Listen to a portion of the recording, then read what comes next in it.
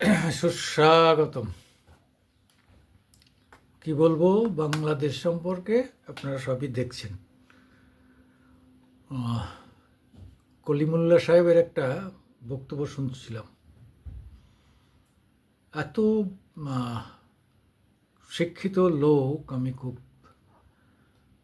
কম দেখেছি, অন্তত বাঙালিদের মধ্যে রেয়ার। তার মধ্যে হাতে গোনা কিছু লোককে পাওয়া যায় যারা এত জ্ঞান রক্ষা করেন। আর কলিমুল্লাহ সাহেব একজন প্রফেসর, সবাই তাকে স্যার বলেই ডাকেন। তা আমাদের ভদ্রমহিলা ইউটিউবারের নামটা কি, রহমান, ওনার নামটা আমার মনে পড়ছে না, ওনার সঙ্গে দিচ্ছিলেন। তাতে বললেন যে মীর জাফর, মীর মদনদের যে অবস্থা হয়েছিল ইউনুসের সেরকম অবস্থা হবে। মানে ওইভাবেই তার আকস্মিক মৃত্যুর ঘটনা ঘটেও যেতে পারে। কেন এসব কথা বলছেন? তারা বলছেন যে মানুষ আর এদের গ্রহণ করতে চাইছে না, এদের ধাপ্পা ধরে ফেলেছে। ইউনুস যদি সত্যিকারই, উনি যদি এসেই ক্ষমতা নিয়ে এসেই তিনি একটা জাতীয় সরকার গড়ে দিতেন, তেমন একটা কিছু করলে আজকে কিন্তু মানুষের মাথায় থাকতেন তিনি, তাকে মাথায় নিয়ে নাচত। তা না করে তিনি ওই কয়েকটা ছাত্র, জামায়াত, এদের নিয়ে হাসিনার উপর তার যে ব্যক্তিগত ক্ষোভ, রাগ, দুঃখ, অর্থাৎ তার ২ নম্বরই ব্যবসা নিয়ে তাকে অনেক নাজেহাল করেছেন শেখ হাসিনা প্রধানমন্ত্রী। ফলে সেই প্রতিশোধ স্পৃহাটাকে চরিতার্থ করার জন্যে ছাত্রলীগকে ইয়ে করে দেওয়া, ব্যান করে দেওয়া, শেষ পর্যন্ত আওয়ামী লীগকেও ব্যান করে দেওয়া। উনি শুধু ভাবছেন যে সব ব্যান ট্যান করে দিয়ে উনি একাই থাকবেন, আর সারা বাংলার, মানে স্বাধীন বাংলার মানুষ সব বোকা। এখনও সেখানে অনেক শিক্ষিত লোকের যথেষ্ট ভালো হার আছে, অনেক প্রফেসর, ডক্টর সেখানে আছেন, অনেক ইঞ্জিনিয়ার আছেন, হ্যাঁ, বহু লেখক সাহিত্যিক আছেন। এটা ভুলে যান। এটা ভুলে যান বলেই তিনি মাঝে মাঝে ঝাড় খান। ধীরে ধীরে ধীরে ধীরে ধীরে ধীরে ধীরে মানুষের বিশ্বাস তার উপর প্রায় জিরোতে এসে নামার পর্যায়ে এসছে। এখনও জামাতপন্থী যে অংশটা রয়েছে তাদের সংখ্যাটা কমছে, কিন্তু তারাও ওই মিডিয়াতে, মানে সোশ্যাল মিডিয়াতে, ফেসবুকে, ইউটিউবে কিছু কিছু বক্তব্য দিয়ে এটা হচ্ছে। এখন দেখছি ফেসবুকে বেশি, ইউটিউব করতে গেলে তো আর একটু লাগে, একটু জ্ঞানগুম্মি শিক্ষা লাগে। ইউটিউবে প্রায় মানে এখন 80% ইউনুসের বিরুদ্ধে হয়ে গেছে, সব হাসিনার পক্ষে বলছে। কেননা হাসিনার তো 70% মানে ভোট হাসিনা পাবে, 10% পাবে বিএনপি, আর 20% পাবে জামায়াত। এই তো পরিষ্কার হিসাব হয়ে গেছে। সেই জন্যে আজকে সবাই বুঝে নিয়েছে যে জনগণকে যে সাময়িকভাবে ভুল বোঝানো হয়েছিল, সেই ভুলটা আর বোঝানো যাবে না। তবে হ্যাঁ, একটা বড় পয়েন্ট আউট করেছেন তিনি যে 1974-এর যে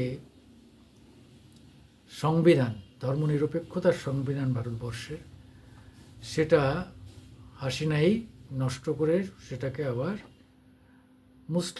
ইসলামিক কান্ট্রি বানালেন বাংলাদেশকে।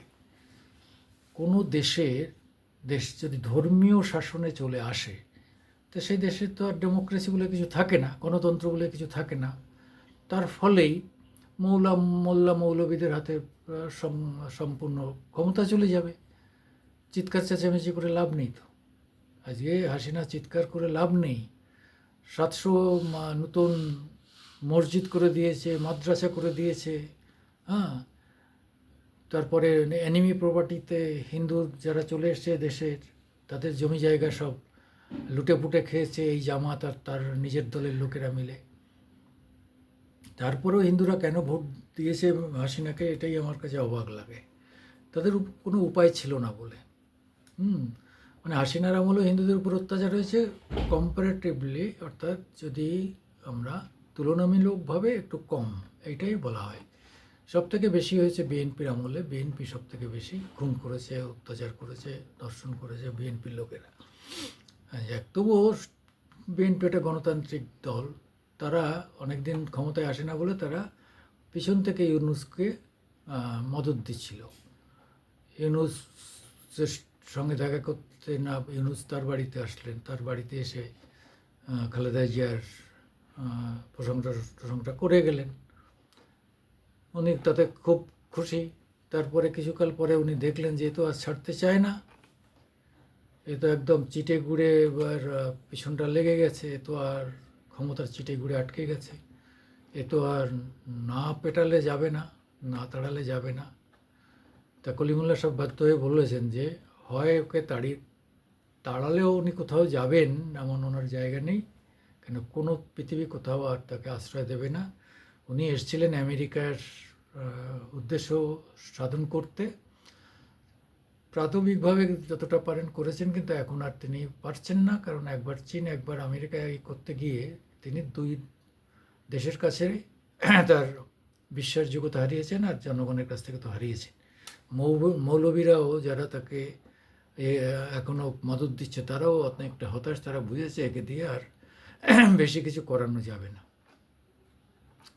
উনি বহুদিন জীবনে মনে হয় প্রথম টুপি পরলেন এবার ঈদে, তাছাড়া আর করেননি। ভাবতে পারেন হিন্দুদের বাড়ির সামনে এসে গরু জবাই দেওয়া হচ্ছে, এই কোন ধরনের অত্যাচার! হ্যাঁ, তিনি একটা শিক্ষিত মানুষ হয়ে এই সমস্ত ব্যাপারগুলো করতে দিচ্ছেন। হ্যাঁ, পুলিশ নিষ্ক্রিয়, সেনাবাহিনী মজা দেখছে। এখন এই সেনাবাহিনীর হাতে তো কার্যত ক্ষমতা চলে গেছে। সেনাবাহিনী ওনাকে আর রাখবে না, কারণ ওনার জনপ্রিয়তা একদম শেষ পর্যায়ে এসছে। সেনাবাহিনী অল্টারনেটিভ লোক খুঁজছে, অথবা তারাই দখল করে নেবে, এরকম একটা জায়গায় এসে দাঁড়িয়েছে, এটা খুব নিশ্চিত হয়ে গেছে। তবে আমার যেটা মনে হয়েছে, আমার ব্যক্তিগত বাংলাদেশ সম্পর্কে যে ধারণা এবং হাসিনা সম্পর্কে যতটা আমি পড়াশুনো করেছি, দীর্ঘকাল ধরেই আমার হাসিনার প্রতি খুব আগ্রহ ছিল। হাসিনার কাজকর্ম যেমন বঙ্গবন্ধুর আমল থেকেই আর কি, আমরা তো চোখের সামনে মুভমেন্টটা দেখেছি স্বাধীনতার সেই আন্দোলনের সময় 71-এ যন্ত্রণা বইয়েছি। সেসব তো মানে 1400 কিলোমিটার হেঁটে পার হয়েছে, সেসব আর কি বলবো, সবটা জানি। ফলে কি অত্যাচার হয়েছে আর কি এখনও কি অত্যাচার চলছে, এই জায়গায় দাঁড়িয়ে মানে বঙ্গবন্ধুর কম্প্রোমাইজ করেননি, কিন্তু তার মেয়ে কম্প্রোমাইজ করতে চেষ্টা করেছিলেন জামায়াতের সঙ্গে। একদিকে জামায়াতকে তিনি ব্যান করেছিলেন, অন্যদিকে জামায়াতের যা যা চাহিদা সেটা তিনি পূরণ করছিলেন। মানে দুদিকেই তাল সামলাতে গিয়ে উনি নিজেই বেতাল হয়ে পড়লেন। জামাতটা সন্তুষ্টও হলো না, আবার সাধারণ মানুষও যারা গণতন্ত্রপ্রেমী তারাও সন্তুষ্ট হলো না। তসলিমার একটা কথা শুনছিলাম, তসলিমাও বলছিলেন যে আজকে সত্যিই তো মানে মানে আওয়ামী লীগের পক্ষে কথা বলার লোক নেই, কোনো লোক নেই, কথা বলার লোক নেই। দু একজন কবির সাহেব আর তারপরে ওই উনি মনে হয় শহীদুল্লাহ,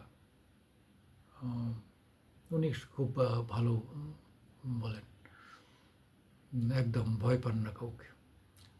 কাদের সিদ্দিকী কয়েকদিন কথা বলার পরে তিনি থ্রেট খেয়ে চেপে গেছেন। এখন হচ্ছেন ওই